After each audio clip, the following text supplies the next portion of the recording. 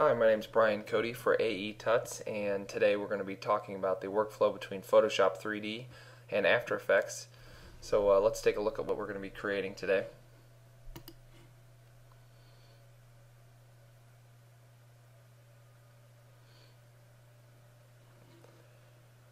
So what we're going to do is we're going to take this coffee cup and style it inside of Photoshop 3D and then import that into After Effects and create a 3D scene for a fictional Joe's coffee shop. So let's get started. First, I wanted to show you the website where I got this 3D model. There's a great website out there called archive3d.net, and it's a great repository full of 3D objects that you can take and import into any of your scenes in After Effects.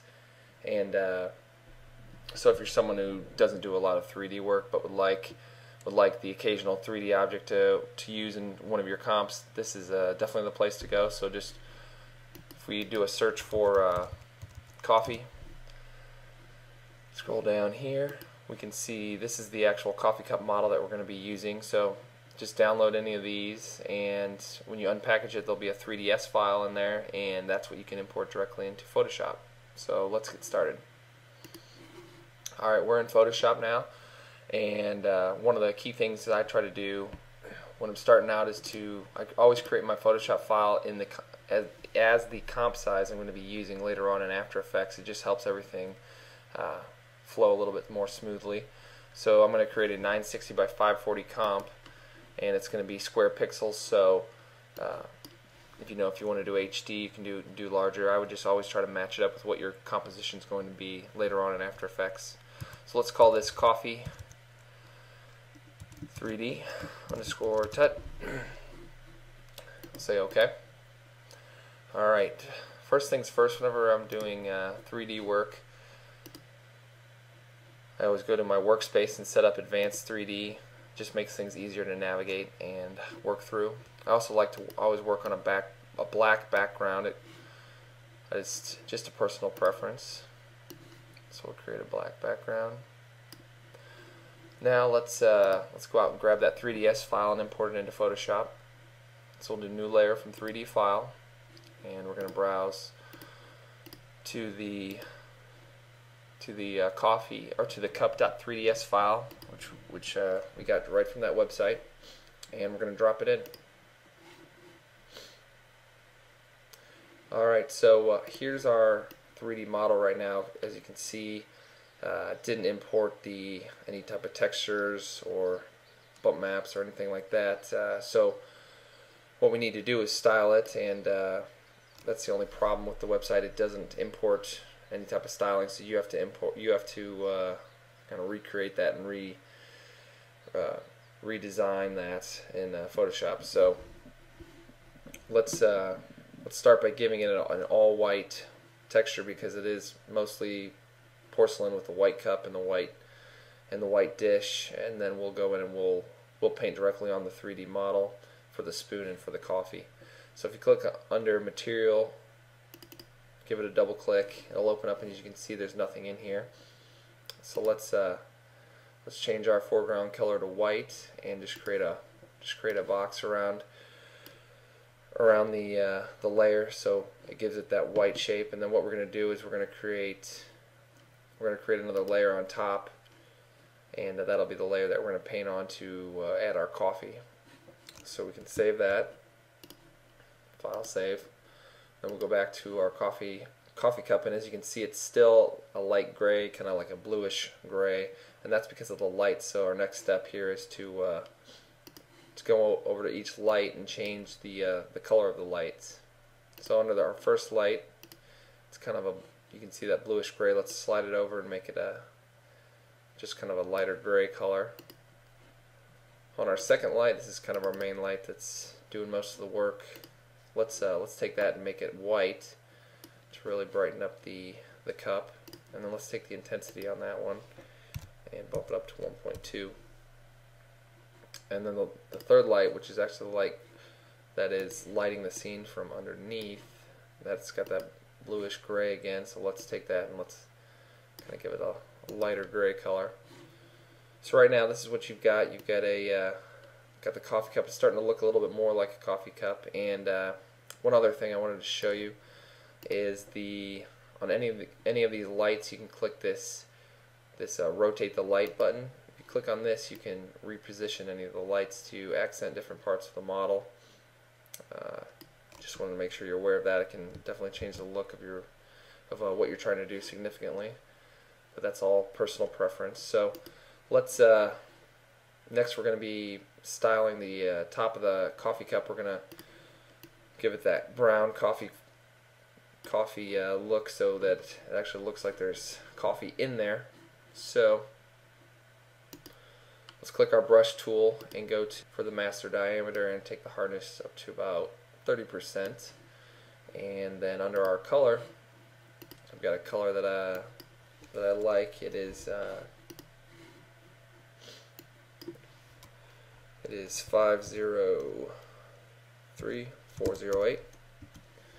And what we're going to do is just start painting in a swirling pattern, and just I'm going to intentionally try to leave a little bit of the white to maybe make it look like there's some cream coming up. So let's see.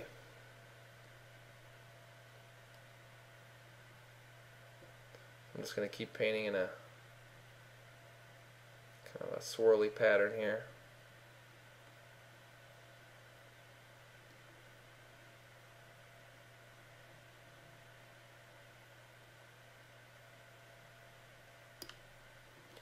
So kind of like that. We've got a little bit of the white showing through. Just kind of makes it look like it's got a little bit of cream there in the middle. And we've even got a little smudge here on the side, which you can go in and repaint white if you don't like it, but it could just be just another little coffee stain. So it still works. And so next, let's color the spoon to give it more of a silver look. So let's take our brush and kind of give it just kind of like a little bit of a grayish silver kind of look here, just to make a contrast with the rest of the plate.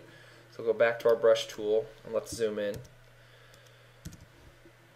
and we'll go let's do about 9 or 10 on our brush, and we'll take the hardness up to about 30%, maybe go up to 11 here. So let's start painting on the spoon, go right down the middle. Alright, now let's take it down to about 5. Take the hardness from around 30, and we'll get the skinnier part of the spoon.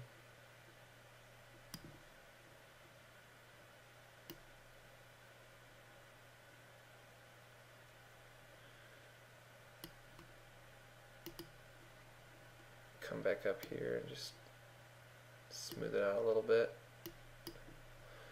and then let's bump up the brush to about 45. Take down the hardness, and then we'll be able to cover just the middle part of the spoon here.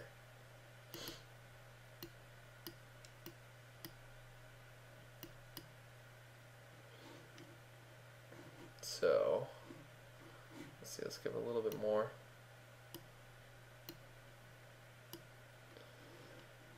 And good thing about this workflow is that when you do import the Photoshop file into After Effects, it's a live 3D, so you can always come back and make a couple different changes.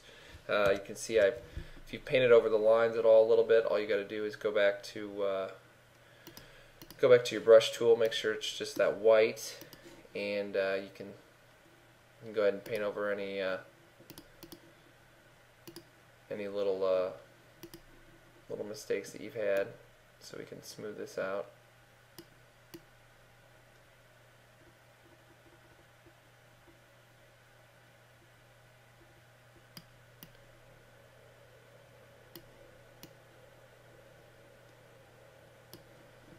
Like so.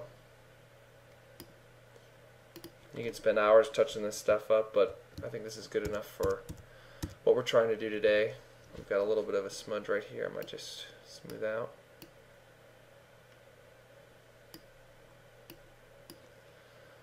And there you go. Now it's starting to look a lot like a cup of Joe. So let's just save this. All you have to do is save it in the normal Photoshop PSD file format, and we'll save it in our footage as coffee 3D underscore tut, and we'll save that. Say OK. So let's close Photoshop and let's move over to After Effects. So now we're in After Effects, and what we're going to do is let's so now we're in After Effects. Let's go and import that 3D model in right away and get started. So double click anywhere in the gray area, and we'll navigate to our 3D file that we just created. Here's our coffee 3D underscore tut PSD. So key thing when you're importing this is to make sure that it's imported as a composition. So that'll set everything up for you. So we'll click open, and make sure you keep live Photoshop 3D checked, and all these settings are fine. So we'll drop this in. So here's our coffee tut. Let's double click it to open it up, and here it is. It defaults to about 10 seconds, and the cup's only it's being stopped here right around 1 second. So let's take that and drag it all the way out, and do a little bit of housekeeping here. Let's right click on the layer, and let's make it about 20 seconds, so we get a little more time to do our animation and for people to be able to read the final message. So let's go out here and pull everything out to the full 20 seconds. Now on these, you can't. It's not as simple as being able to pull them out. What you can do is you can remap the time, and let's stretch the cup out to 200%. And this shape layer here we actually don't even need. We can delete that. So right now we've just got our 3 layers, and here's our cup controller, which actually you don't actually move the cup itself. This cup controller is a null object, and the cup is parented to the null object. So that's what's controlling the movement.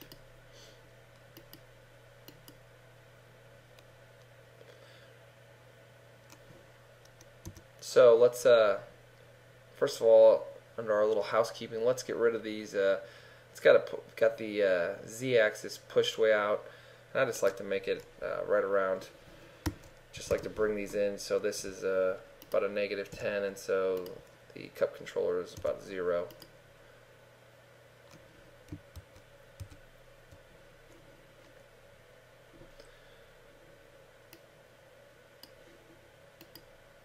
Alright, so we've moved out the coffee cup to 20 seconds. So let's get started. Our first step here is let's give it a little background. Right now we've just got the coffee cup in there. So let's go up to Layer, New, Solid. We can just make it a white solid. Let's call it BG for our background. We'll say OK. Now let's do a ramp. So let's go to Effect, Generate Ramp, and we'll change the starting color. Just kind of give it like a nice tan color. I've found that EBCB98 works well. And then let's take the bottom part of this and just kind of drag it down a little bit more, just to pull this down, spread it out a bit. Maybe bring this up a bit too. So there's our background color. Let's take it and slide it to the bottom. So right now you've just got your coffee cup with a little gradient ramp behind it. And next, let's go over to our project. And actually the only other image that we're going to need to use in this comp is this wood texture. And I've found this wood texture on DeviantArt.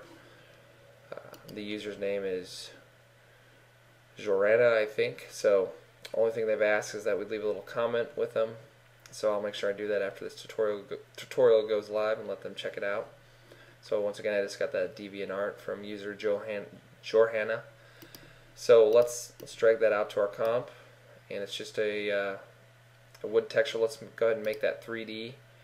And what I like to do to really align this texture with the coffee cup is I'll take the position and the rotation from the or orientation from the coffee cup controller, and I'll actually paste it into the my wood image. So let's see, we've got our position. Let's take that and I'll just copy it, and for the position of the wood, drop that in there. Control C, Control V. So on the orientation, so as you're playing around in Photoshop, sometimes it'll take all that and it'll save all the orientation. It's hard just to make things zero. So this at least will get everything set up together. So under orientation, just click it once and say Control C, and then go into your wood texture under orientation, click Control V. So another thing is on the scale for when you've done this, the scale got blown up a ton. So actually you can take the scale all the way down to 1%, and there you can see our wood texture. Now that you can't see the coffee cup through it because it's sitting on top of the coffee cup, so let's drag it below the coffee cup, and there you go.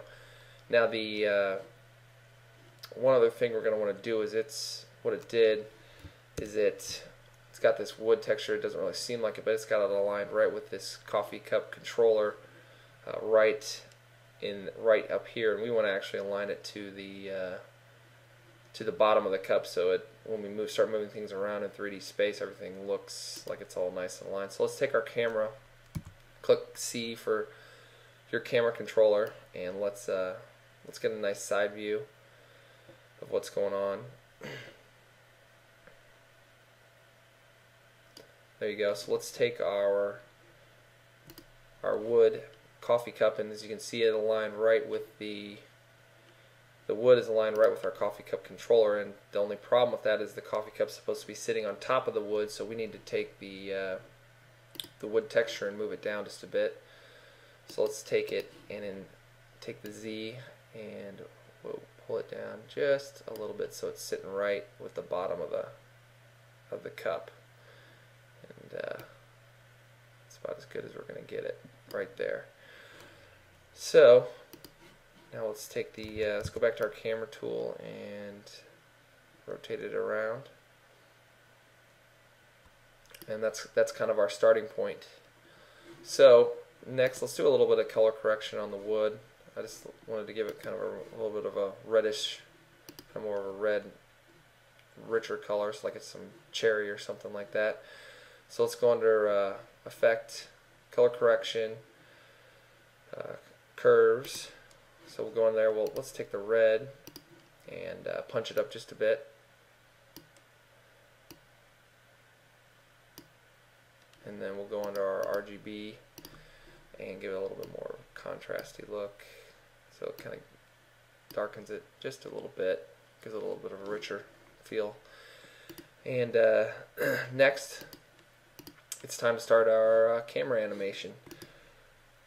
So what we're going to do is we're going to just mess with the camera until we get things looking the way we want. So what we're going to do is we're going to go to our camera tool. We're going to be spending a lot of time with our camera tool today. So let's just zoom out the camera a little bit and let's rotate it. And this is pretty much the starting spot of where you want this cup to be at. Let's zoom out to about 50%. And so we're sitting right there. That looks like a pretty good spot. So let's go to our position and open that up. Let's take our point of interest and our position and click the stopwatch on those to set a keyframe, and then let's zoom in here a little bit, and then so that'll be sitting there right until about 1 second, and then let's go out to about just before 2 seconds, about a second later. Let's take our camera and let's zoom it in, and these controls are real touchy, so you gotta take it real slow. And let's just move our cup over. And every time I do this, it seems to be different, but you can definitely play around with a bunch of different a bunch of different looks as you're making the coffee cup fly around in 3D space.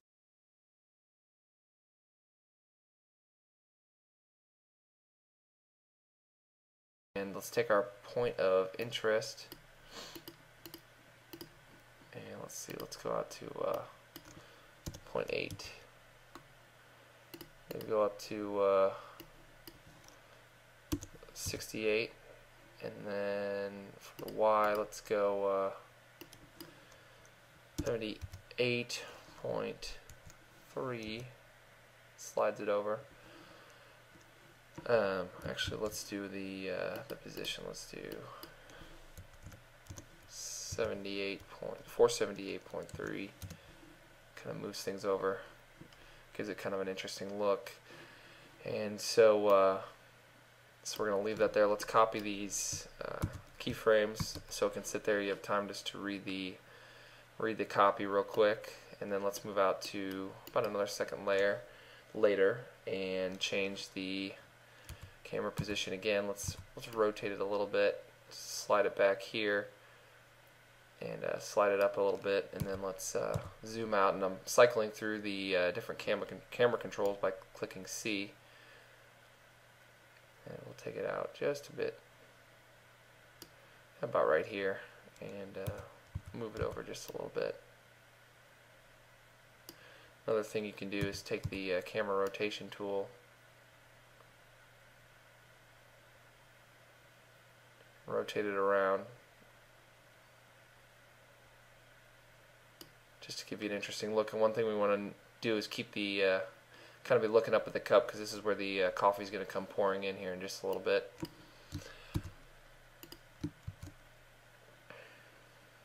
So let's duplicate those keyframes again, so to give time for the coffee to pour in. And then let's go to our final position, which is going to be us looking down on the coffee cup with the final text. So let's rotate it and bring our coffee cup up. And you can put it in any, if you want to wrap the text around it like this, you can do whatever you want. Just all personal preference here. Whoa, see, I went a little crazy there. And let's zoom in a little bit. Bring it back over.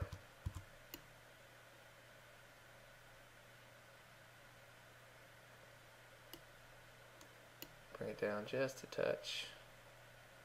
Whoa. And like I said, this is a little tricky to get all this dialed in exactly. So take your time and just make very small adjustments here. So let's see. I want to go in and do a little fine tuning with the on the Y position here. Let's make this 68, and let's go up a little bit more. Take this and go. Let's go 80, and let's make this 69. Oop, nope, 67. And then take this and bring it back. Let's go 79.5, and there's a lot of this little fidgeting you're going to have to do to get it set up exactly how you want.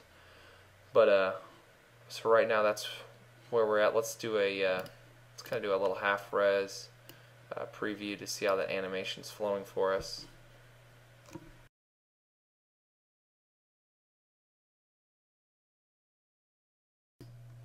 Well, that's looking pretty good, so stay tuned for part 2 of this tutorial, where we'll add in text, create a drop shadow, and simulate the liquid pouring into the coffee cup, as well as add a few other details to come up with our final effect. Thanks.